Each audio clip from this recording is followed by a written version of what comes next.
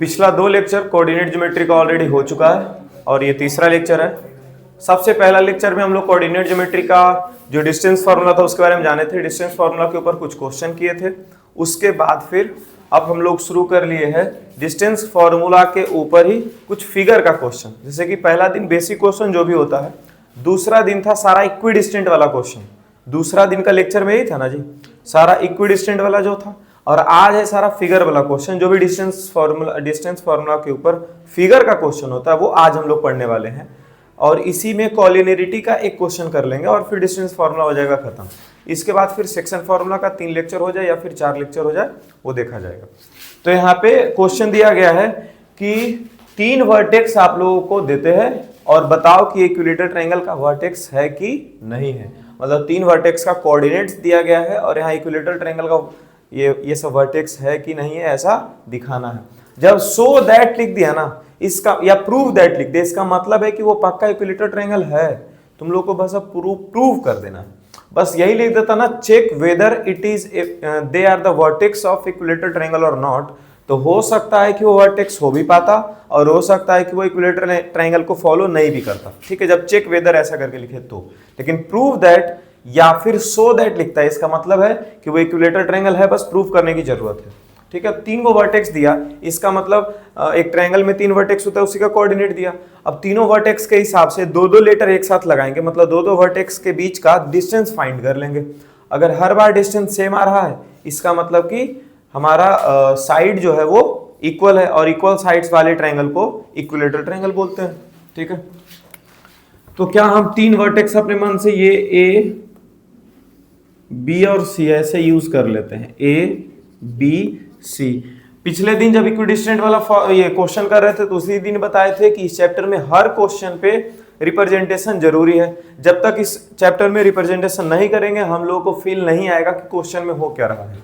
ठीक है, अब ए मान लिया गया है ए कॉमा ए को, बी मान लिया गया माइनस ए कॉमा माइनस ए को, और सी मान लिया गया -√3a कॉमा √3a को। ठीक है, ए बी सी तीनों लेटर को हम लोग मान लिए हैं। अब यहां से क्या ए बी का फॉर्मूला लगा सकते हैं, क्या बी सी का फॉर्मूला, क्या ए सी का फॉर्मूला लगा सकते हैं। तो by distance formula, by distance formula, distance is equals to √x1 minus x2 का whole square plus y1 minus y2 का होल स्क्वायर। और इससे एकदम घबराना नहीं है कि सर किसी किसी जगह पे x2 माइनस x1 लिख देंगे आप, किसी जगह पे y2 माइनस y1 लिख देंगे, किसी जगह पे x1 माइनस x2 लिख देते हैं। ठीक है, उससे घबराना नहीं है। क्यों? क्योंकि x कोऑर्डिनेट पहले लिखा जाए या बाद में लिखा जाए, अगर होल स्क्वायर हो गया तो दिक्कत ही नहीं है, वो अपने आप आंसर सही कर देगा। ठीक है, जैसे कि दोनों को घटा करके या तो 2 आ जाएगा, या फिर घटा के क्या आ सकता है -2, या 3 आ सकता है, या -3, 5 आ सकता है, फिर -5। लेकिन जब स्क्वायर करेंगे तो -2 का भी स्क्वायर +4 ही आएगा, और +2 का स्क्वायर भी +4 ही आना है। ठीक है, इसीलिए इसको आगे पीछे लिखने से फर्क नहीं पड़ता, क्योंकि इसके ऊपर क्या लगा हुआ है, स्क्वायर लगा हुआ है। अब हम लोग ए बी का डिस्टेंस मालूम करना चाहेंगे, तो A B is equals to, ये देखो हम ऐसा कुछ हिंट दिए हैं कि जिसका वैल्यू निगेटिव में रहता है उसको बाद में लिखते हैं। अरे बोले हैं ऐसा, जिसका वैल्यू निगेटिव में रहता है उसको कहां लिखते हैं। तो पहले लिख लेंगे ए वाला पार्ट को, और -a का साइन चेंज करके +a, फिर लिखे उसका y कोऑर्डिनेट a, और फिर -a का साइन चेंज करके +a का स्क्वायर √ a + a क्या हो गया, 2a का स्क्वायर, a + a फिर से क्या हो गया, 2a का स्क्वायर। ये कोई मत कर देना स्क्वायर से रूट काटने के लिए, 4a स्क्वायर, 2 का स्क्वायर 4a स्क्वायर, दोनों को ऐड करेंगे क्या हो जाएगा, 4 और 4 8a स्क्वायर। 8 रूट के अंदर है, इसका वैल्यू क्या बन जाएगा 2√2, और ये स्क्वायर के बदले a बाहर हो गया। अरे ठीक है, इसी चीज को हम लोग क्या लिख सकते हैं, 2a और फिर √2 लिख सकते हैं। ठीक है, कोई दिक्कत नहीं है। तो यहां पे आते इधर क्या, बी सी, ए बी तो फाइंड कर लिए, इसका वैल्यू क्या आ गया 2√2a। अब यहां से बी से सी का डिस्टेंस निकालते हैं, बोले तो BC। ठीक है, यहां पर देखो तो दोनों निगेटिव वैल्यू है, दोनों क्या है, निगेटिव वैल्यू है। अंडर रूट लगाते हैं, अब दोनों में से कोई भी एक पहले ले सकते हैं, तो इसी को पहले ले लेते हैं, -√3a, और ये माइनस ए क्या कन्वर्ट हो जाएगा प्लस ए में होल स्क्वायर। रोहित सही है, √3a माइनस ए का वैल्यू प्लस ए स्क्वायर।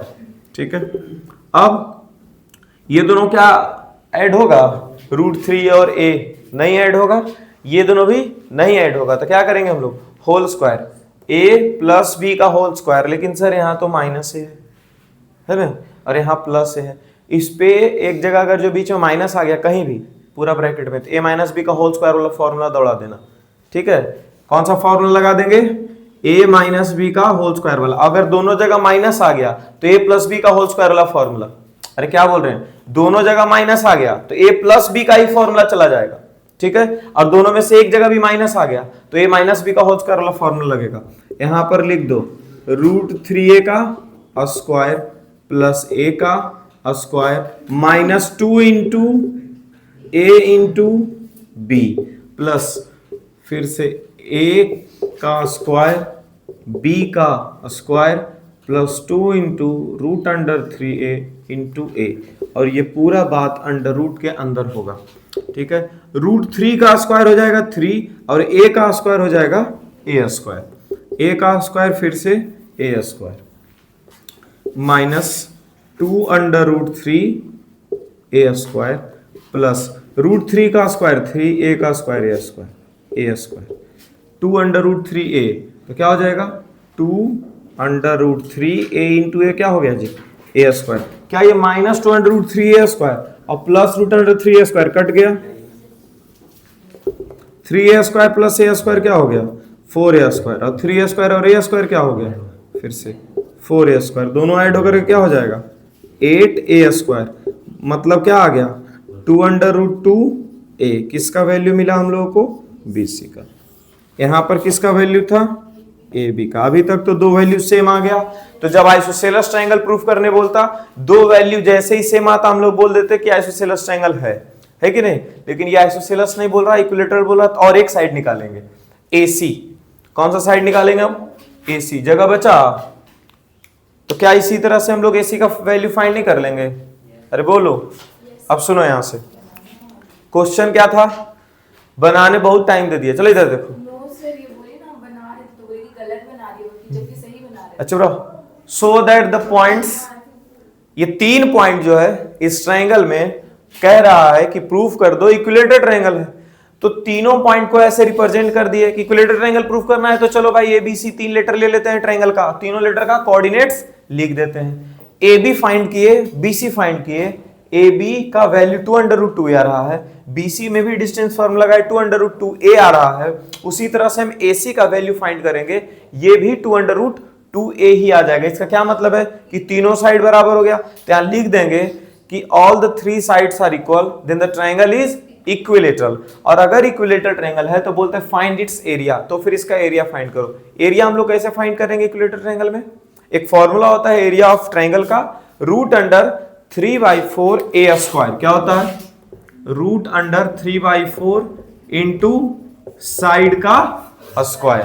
ठीक है, तो √3/4 की जगह ये आ जाएगा, और साइड क्या है देखो तो √2 अंडर √2a, तो इसको यूज कर लेंगे, एरिया भी आ जाएगा √3/4, और क्या है 2 अंडर √2 का स्क्वायर, मतलब 2 अंडर √2 दो बार आ जाएगा।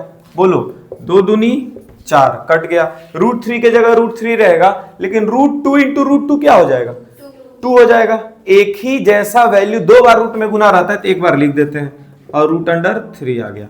और इसके बाद लिखेंगे SQ यूनिट्स। एरिया जब भी लिखेंगे कोऑर्डिनेट में तो क्या सेंटीमीटर या मीटर में यूज करेंगे, नहीं, क्योंकि क्वेश्चन में मीटर और सेंटीमीटर जैसा कुछ दिया हुआ नहीं रहेगा। ठीक है, तो इसमें हम लोग क्या यूज करेंगे, SQ यूनिट्स, मतलब स्क्वायर यूनिट्स। ठीक है, चलो यहां तक सही है। अगला क्वेश्चन पे चलते हैं। हाँ छापो,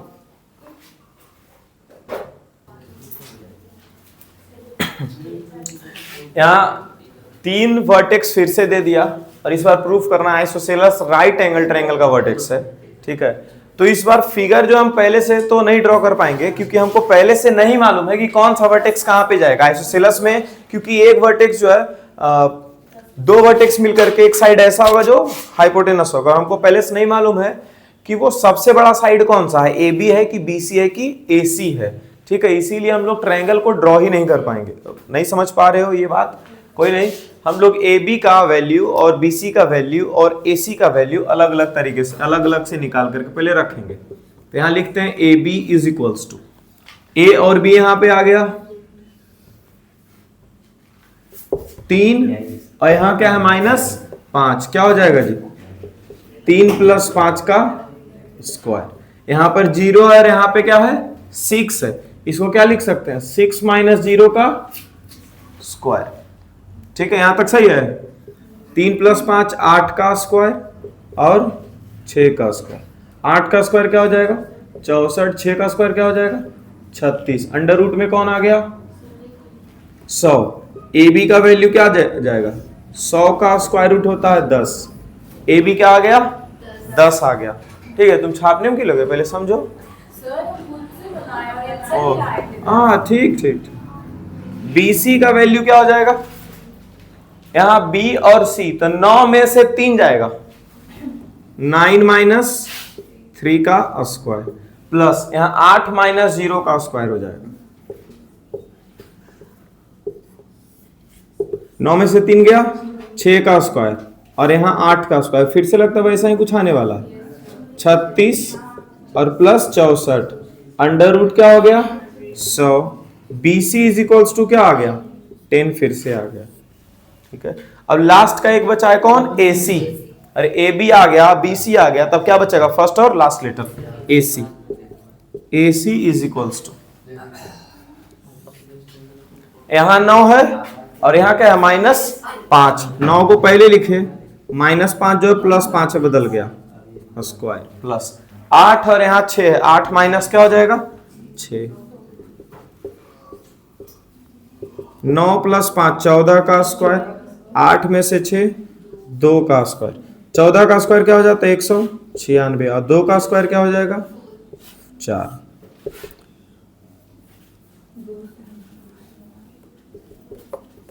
196 और प्लस 4 क्या हो जाएगा, दोनों को जोड़ के अंडर रूट 200। 200 में 2 अगर अलग छोड़ दो तो 100 का स्क्वायर रूट क्या होता है 10, तो √2 क्या हो जाएगा अंदर ही रह जाएगा 10√2। देखो ए बी बी सी और ए सी तीनों जब लेटर फाइंड किए तो इसमें ये पता चल रहा है कि 2 लेटर बराबर है, पता चल रहा है 2 लेटर पर, और तीसरा थोड़ा डिफरेंट है। अब देखो यहां से अगर ट्रायंगल बनाने का कोशिश करेंगे तो हम लोग को मालूम पड़ सकता है कि कौन सा लेटर कहां जाएगा। ये किसका वैल्यू आया है ए सी का, सबसे बड़ा वैल्यू तो यही है, तो 90 डिग्री का सामने वाला जो साइड होगा वही सबसे बड़ा साइड होगा। ठीक है, मतलब ये हो गया ए सी, तो दूसरा एक लेटर जो बचा हुआ है बी उसको यहां डाल दिया। हाँ, इसके हिसाब से फिगर ड्रॉ होगा, पहले से हम लोग को नहीं मालूम है कि कौन सा लेटर चाहिए। कि तुम लोग अगर जो ए बी सी ड्रॉ करना चाहते हैं, कोई बच्चा यहाँ बी यहाँ ए यहाँ सी लिख देगा, गलत हो जाएगा कि नहीं हो जाएगा, इसीलिए हम लोग पहले से ड्रॉ नहीं कर पाएंगे राइट एंगल ट्रायंगल। ठीक है, अब यहां से लिख सकते हैं कि ए बी जो है और बी सी जो है दोनों बराबर है, इसलिए triangle A B C is isosceles triangle. क्या लिख दिया, इसलिए ये आइसोसेलेस ट्रायंगल है। लेकिन हमको प्रूफ क्या करना है, आइसोसेलेस के साथ साथ राइट एंगल ट्रायंगल भी है, तो ये कैसे प्रूफ होगा, तो राइट एंगल ट्रायंगल में लगता है Pythagoras theorem. Hello, right angle triangle में लगता है पाइथागोरस थ्योरम, या फिर जो ट्रायंगल पाइथागोरस थ्योरम को ये सेटिस्फाई कर दे वैसा ट्रायंगल को हम लोग राइट एंगल ट्रायंगल बोल सकते हैं। पाइथागोरस को सेटिस्फाई करने का क्या मतलब है, दो को छोटा छोटा जो साइड होगा पहले उसको चुनो और उसका स्क्वायर करो। छोटा छोटा साइड कौन सा है 10, और यहां भी 10, 10 का स्क्वायर क्या हो जाएगा 100, रूट के अंदर लिखा हुआ होगा 10 का स्क्वायर क्या हो जाएगा 100, ये दोनों को जोड़ेंगे क्या हो जाएगा 200। देखो तो इसका रूट में 200 लिखल है, इसका क्या मतलब है कि ये राइट एंगल ट्रायंगल हो गया। यहां से लिखेंगे कौन कौन सा साइड था जी, ए बी का स्क्वायर प्लस बी सी का स्क्वायर, दो छोटे छोटे साइड है, मतलब 10 का स्क्वायर प्लस 10 का स्क्वायर क्या हो गया 200, 100 और 100 200। और ये 200 जो है वो किसका स्क्वायर दिख रहा है? AC का स्क्वायर दिख रहा है। तो यहां पे लिखेंगे कि AB का स्क्वायर प्लस BC का स्क्वायर बराबर AC का स्क्वायर। लिखेंगे the vertices this satisfies Pythagoras theorem, इसलिए it is right angle triangle also. क्या लिख देंगे? इसलिए it is right angle triangle also. Last में लिख देंगे hence it is right angled isosceles triangle. Hence it is isosceles right angled triangle. हो गया? फिर से समझे क्या लिखा हुआ था इसमें? 3 को वर्टेक्स देते हैं और पता करो कि right angle triangle isosceles, right angle triangle के साथ साथ क्या है? ये आइसोसेलेस ट्रायंगल भी है। तो हम लोग कैसे पता कर पाएंगे? तो जाहिर सी बात है इस ट्रायंगल के अंदर ज्यादा कुछ तो हम लोग जानते नहीं है, लेकिन साइड का लेंथ निकालना तो जानते हैं, डिस्टेंस फार्मूला लगाने तो जानते हैं। ठीक है, तो 2 लेटर का इस्तेमाल करके हम लोग सबका वैल्यू निकालने लगे, मतलब डिस्टेंस निकालने लगे। यहां से AB का डिस्टेंस निकाले क्योंकि A और B का कोऑर्डिनेट्स दिया हुआ था। B और C का कोऑर्डिनेट्स इस्तेमाल करके BC का लेंथ निकाल लिया, आ गया 10। फिर A और C का कोऑर्डिनेट्स पता करके AC का लेंथ निकाल लिया, आ गया 10√2। अब यहां से हमको यह समझ में आया कि AB और BC दोनों का लेंथ क्या है? बराबर है, जिसके कारण इसको आइसोसेलेस ट्रायंगल तो लिख दिया जा सकता है। ठीक है, उसके बाद फिर एक चीज और प्रूफ करना था कि राइट एंगल भी है। मतलब राइट एंगल ट्रायंगल अगर है, इसका मतलब पाइथागोरस थ्योरम को सेटिस्फाई करेगा। पाइथागोरस थ्योरम कहता है कि 2 छोटा छोटा साइड लो और उन दोनों साइड का स्क्वायर करके सम करो, स्क्वायर करके जोड़ दो। तो 2 को छोटा छोटा साइड क्या है? 10 का स्क्वायर हो गया 100, और फिर BC मतलब 10 का स्क्वायर हो गया 100। 100 और 100 क्या हो गया जी? 200। और ये तीसरा साइड का स्क्वायर जब देखे, 10√2 का स्क्वायर जब देखे, तो देखो रूट के अंदर यहां लिखा हुआ है 10√2 का स्क्वायर क्या देख लिए? 200 देख लिए। इसका मतलब है कि ये दोनों छोटा छोटा साइड का स्क्वायर करके जब जोड़े तो ये तीसरा साइड के स्क्वायर के बराबर आ गया, जो कि पाइथागोरस थ्योरम को सेटिस्फाई कर रहा है। इसका मतलब ये राइट एंगल ट्रायंगल भी है, और अगर आइसोसेलेस भी है और राइट एंगल ट्रायंगल भी है तो इसी का नाम ऐसे लिख दिया जा सकता है, आइसोसेलेस राइट एंगल्ड ट्रायंगल। नहीं तो इसी को और बोला जाता है right angled isosceles triangle. Clear है? अच्छा, एरिया भी फाइंड करना था। तो एरिया फाइंड करने के लिए हम लोग को क्या करना पड़ेगा? एरिया बराबर half into base into height. Half into base कौन हो जाएगा? ये BC। BC का वैल्यू कितना है? 10। हाइट कौन हो जाएगा? AB। AB का वैल्यू भी कितना है? 10। 10 2 5 10, 5 गुना 10 क्या हो गया? 50 SQ यूनिट्स। समझे कि नहीं समझे? चलिए नोट कर लो।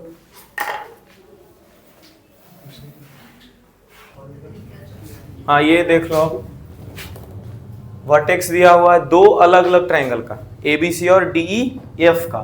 ठीक है, तो प्रूफ करना है कि ये दोनों ट्रायंगल सिमिलर है।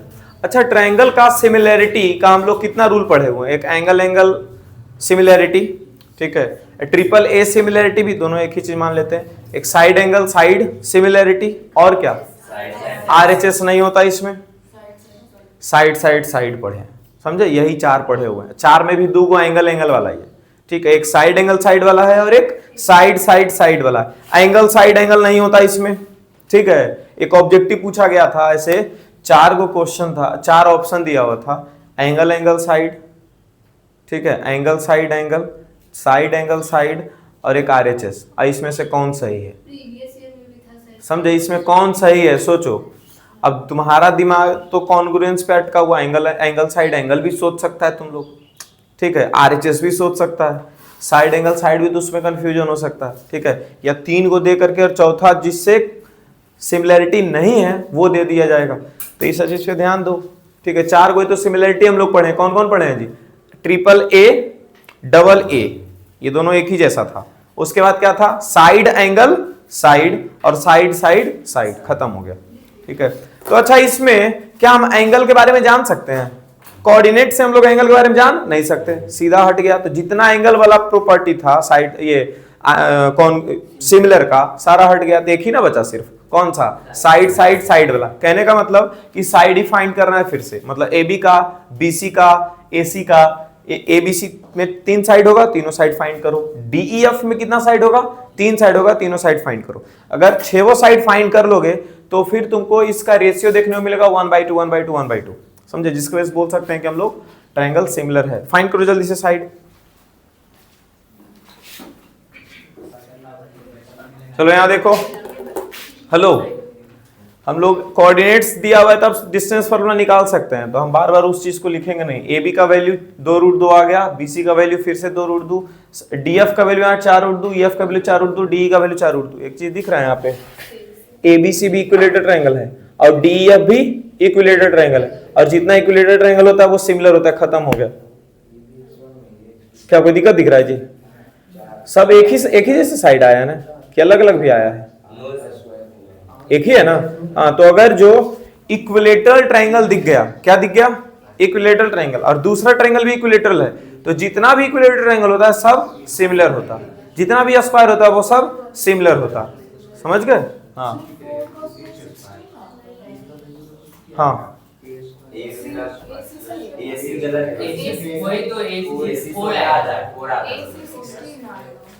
हाँ, ए और सी -2 + 2 4 का स्क्वायर 16 आ गया। अच्छा, कौन सा है? डीई -4 का स्क्वायर 16, -4 का स्क्वायर 16 और फिर से -4 का स्क्वायर 16, 16 16 32, ठीक तो है? डीएफ का ना -4 + 4, हाँ 16, यहाँ देखो 8 का स्क्वायर 64, डीएफ।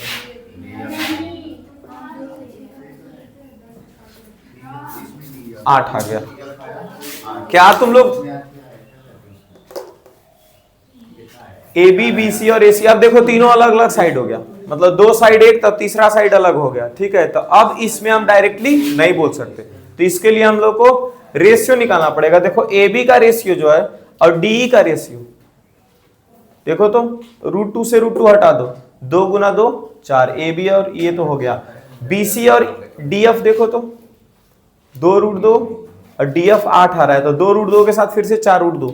देखो इन दोनों का गुना और इन दोनों का गुना, मतलब कि इन दोनों का, इसका इससे डिवाइड, इसका इससे डिवाइड, देख रहे हो तो सेम जैसा लग रहा है, और 4 दूनी 8 सेम जैसा लग रहा है। अब रेशियो खुद से बिठाने का कोशिश करो। ए बी का किसके साथ रेशियो लिया जाए? ए बी का रेशियो लिया जाए डी के साथ, अगर जो, ठीक है, तो कितना आएगा जी? ए बी कितना है? 2√2 और डी कितना है? 4√2, √2 से √2 कट गया, क्या आ गया? ए बी बाई डी का रेशियो 1/2। अगर हम बी सी का रेशियो किसके साथ लें? ई एफ का। बी सी का वैल्यू क्या है? 2√2 और ई एफ का वैल्यू क्या है? 4√2, √2 से √2 कट गया, क्या आ गया इसका वैल्यू? 1/2, मतलब B C by E F भी आ गया 1/2। अब क्या बचा इसमें? ए सी, और इसमें क्या बच रहा है? D F. ए सी का वैल्यू क्या है? 4 और डी एफ का वैल्यू 8, 1/2 आ गया। क्या तीनों बार रेशियो का आंसर सेम आ रहा है? और अगर रेशियो सेम आ रहा है, इसका मतलब कि साइड्स प्रोपोर्शनल है। इसका क्या मतलब है? Sides proportional. और अगर साइड प्रोपोर्शनल है, इसका मतलब ट्रायंगल सिमिलर है। साइड्स प्रोपोर्शनल है, इसका मतलब समझे, इसको ऐसे लिखा जाएगा, A B by D E बराबर B C by E F बराबर A C by D F. ये हो गया। इसका मतलब है कि triangle A B C is similar to triangle D E F. यही ना होगा? कौन सा ट्रायंगल हो जाएगा? डी ई एफ हो गया, सिमिलर साइड्स प्रोपोर्शनल था तो। क्लियर है?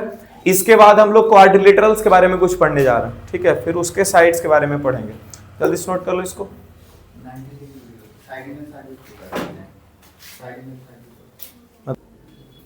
हाँ देखो, क्वाड्रिलेटरल, हेलो यहाँ देखो, क्वाड्रिलेटरल को हम लोग को रेक्टेंगल प्रूफ करना पड़ सकता है, स्क्वायर प्रूफ करना पड़ सकता है, पैरेललोग्राम कर सकता है, पैरेललोग्राम बट नॉट रेक्टेंगल, और स्क्वायर बट नॉट रोम्बस, ऐसा प्रूफ करना पड़ सकता है। Rhombus but not square.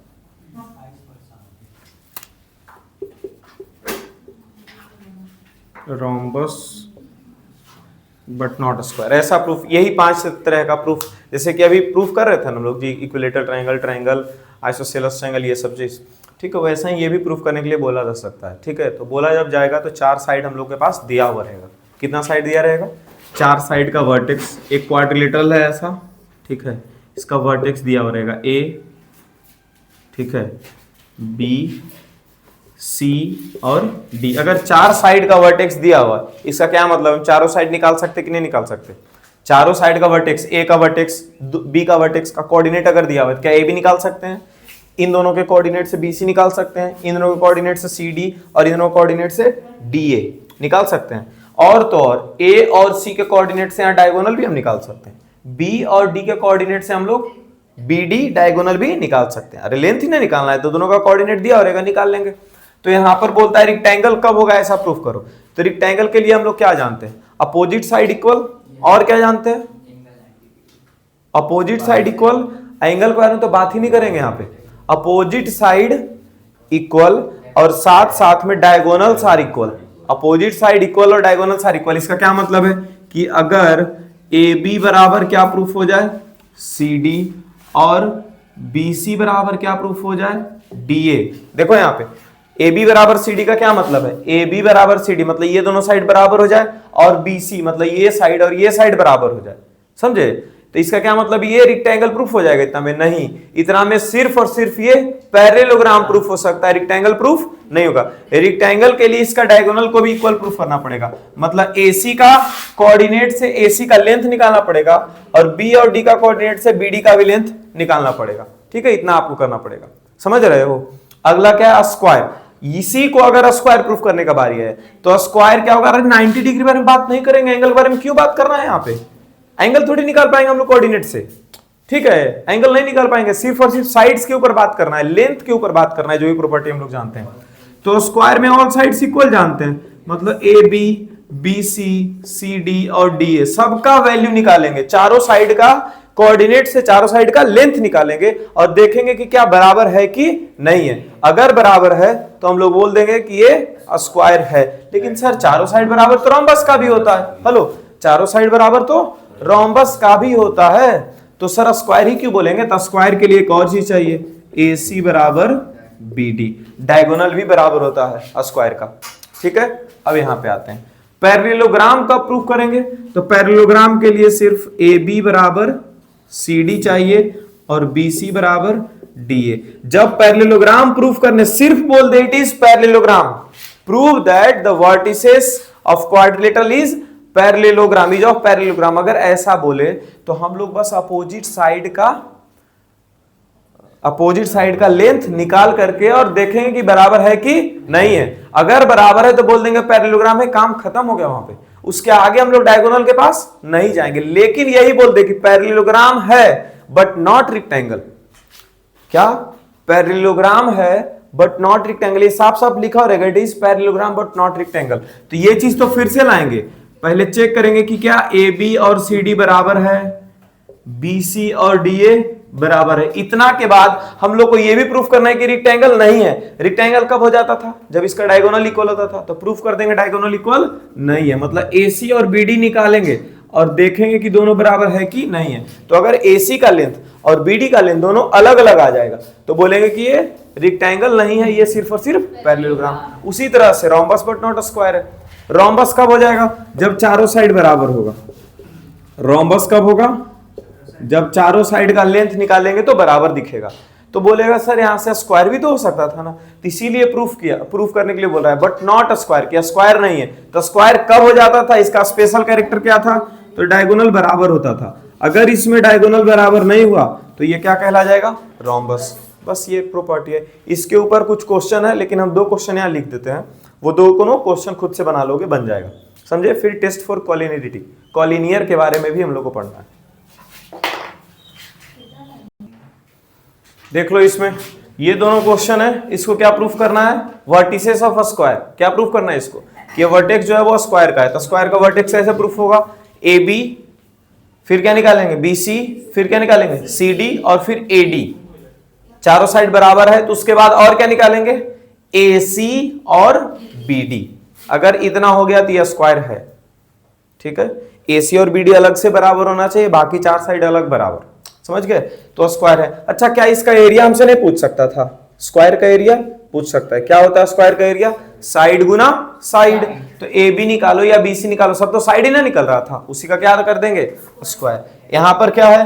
Proof करना है कि ये 4 points in a plane so that ABCD is a rhombus but not a square. Rhombus तो है लेकिन स्क्वायर नहीं है। इसका क्या मतलब है? देखो लिखा हुआ है ना, बट नॉट ए स्क्वायर। तो क्या मतलब है? AB, BC, CD, DA सबको निकालेंगे और दिखाएंगे कि हाँ ये सब बराबर है, लिखेंगे since all the four sides are equal then it is a rhombus. उसके बाद फिर AC और BD का भी लेंथ निकाल लेंगे और लिखेंगे since diagonals are not equal so it is not a square. अब उसके बाद लास्ट में बोलता है find the area of rhombus. तो रोम्बस का एरिया हम लोग कैसे निकालेंगे? Half into diagonal 1 into diagonal 2, मतलब हाफ इंटू जो डायगोनल 1 मतलब AC निकाले हैं और जो डायगोनल सेकंड निकाले हैं BD, ये वाला फॉर्मूला लगा देंगे तो एरिया भी निकल जाएगा। क्लियर है? चलिए एक चीज और रह गया है, कॉलिनियरिटी।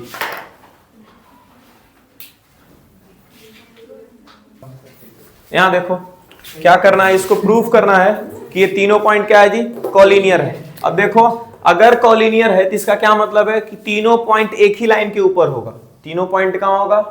एक ही लाइन के ऊपर, A B C। अभी हमको पहले से बताना है कि कौन सा पॉइंट कहां है, लेकिन अगर तीनों पॉइंट एक ही लाइन के ऊपर है तभी ना कॉलिनियर बोल सकते हैं। तो इसमें अगर दो छोटा छोटा साइड को जोड़ेंगे तो क्या तीसरा जो सबसे बड़ा लेंथ होगा उसके बराबर आ जाएगा कि नहीं आ जाएगा? अगर कॉलिनियर होगा तो बस वही करना है, तीनों का लेंथ निकालना है, AB का, BC का और AC का, और दो छोटा छोटा लेंथ जोड़ करके अगर तीसरा लेंथ के बराबर आ गया तो हम लोग क्या बोल देंगे कि ये कॉलिनियर है। खत्म हो गया। समझे कि नहीं समझे? क्या करना है? तीन लेटर्स दिए हुए हैं, इसका क्या मतलब है? तीनों छोटा छोटा साइड निकालो, AB निकालो, BC निकालो और AC निकालो, तीनों साइड निकालो, छोटा छोटा नहीं, तीनों साइड निकालो, और उसमें से दो जो छोटा छोटा साइड रहेगा उसको जोड़ दो। अगर दो छोटा छोटा साइड जोड़ करके तीसरा के बराबर आ जाए तो इसी चीज को क्या बोल देंगे? कॉलिनियर। राइट एंगल ट्रायंगल में कुछ और था, दो छोटा छोटा साइड का स्क्वायर करके जोड़ना था और तीसरा का स्क्वायर के बराबर आता था। यहां पर सिर्फ क्या करना है? दो छोटा छोटा साइड को जोड़ना है। ठीक है, चलो अभी नहीं मालूम है कि ABC कहां होगा, इसीलिए पहले ABC निकाल लो। तो A और B का लेंथ निकालो, B और C का लेंथ निकालो, A और C का लेंथ निकालो। AB 2 और 1 3, 3 का स्क्वायर 9, 7 और 1 8, 8 का स्क्वायर, अरे 2 और 1 3 हुआ ना जी, तो 3 का स्क्वायर 9, 7 में से 1 गया तो 6, तो 6 का स्क्वायर 36, 36 और 9 9 6 15 45, 45 15 तिया 45, 9 5 45, 3√5। ठीक है, BC का लेंथ निकालेंगे, 3 और 2 5 हो गया, 5 का स्क्वायर 25, 7 + 3 10, 25 और 10 दाएं के 100, 125, 5√5। ठीक है, AC 1 और 3, 3 में से गया 2, 2 का स्क्वायर 4 और 3 और 1 4, 4 का स्क्वायर 16, 16 4 20, 20 में तो 2√5। अब यहां पर सुनो, अगर रूट में वैल्यू किसी भी एक जगह पे आ गया, क्या बोल रहे हैं हम? रूट में वैल्यू किसी भी एक जगह पे आ गया तो सेम तरह का वैल्यू रूट में तीनों जगह आना चाहिए, तभी कॉलिनियर हो पाएगा। समझे? से कि ये रूट में आता √5 और यहाँ √3 हो जाता, सीधा बोलते कॉलिनियर नहीं है। ठीक है, आगे सॉल्व करने का जरूरत भी नहीं होता। समझे कि नहीं समझे? बस तो दो छोटा छोटा साइड कौन सा दिख रहा है? AB और AC। क्या ऐसा लग रहा है कि AB और AC को जोड़ेंगे? AB कितना है जी? 3√5 और AC है 2√5, दोनों को जोड़े तो क्या आ गया? 5√5। ये किसके बराबर आ गया? BC के बराबर। तो ये 5√5 बराबर लिख देंगे BC, लिखेंगे इसलिए AB + AC बराबर BC।